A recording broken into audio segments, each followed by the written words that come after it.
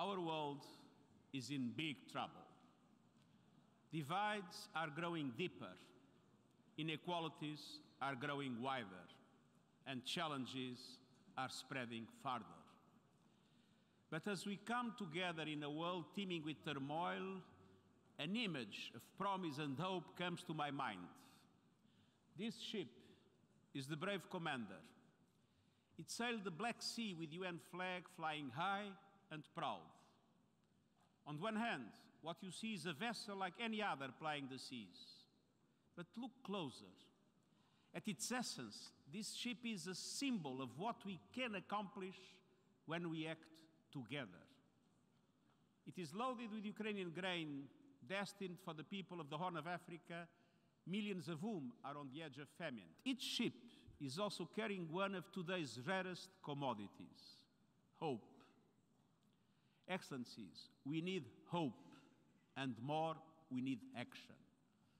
To ease the global food crisis, we now must urgently address the global fertilizer market crunch. This year, the world has enough food. The problem is distribution. But if the fertilizer market is not stabilized, next year's problem might be food supply itself. We already have reports of farmers in West Africa and beyond cultivating fewer crops because of the price or lack of availability of fertilizers. It is essential to continue removing all remaining obstacles to the export of Russian fertilizers and their ingredients, including ammonia.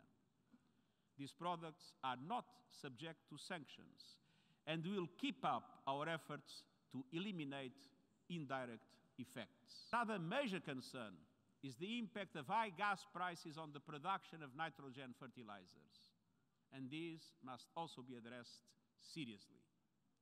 Without action now, the global fertilizer shortage will quickly morph into a global food shortage. Excellencies, we need action across the board. Let's have no illusions. We are in rough seas. A winter of global discontent is on the horizon.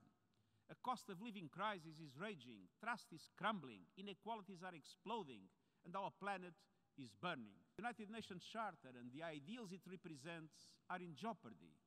We have a duty to act, and yet we are gridlocked in colossal global dysfunction.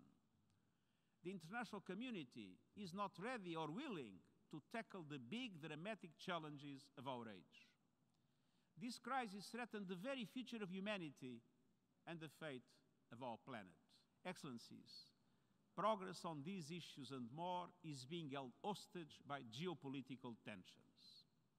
Our world is in peril and paralyzed. Geopolitical divides are undermining the work of the Security Council, undermining international law, undermining trust and people's faith in democratic institutions, undermining all forms of international cooperation. We cannot go on like this.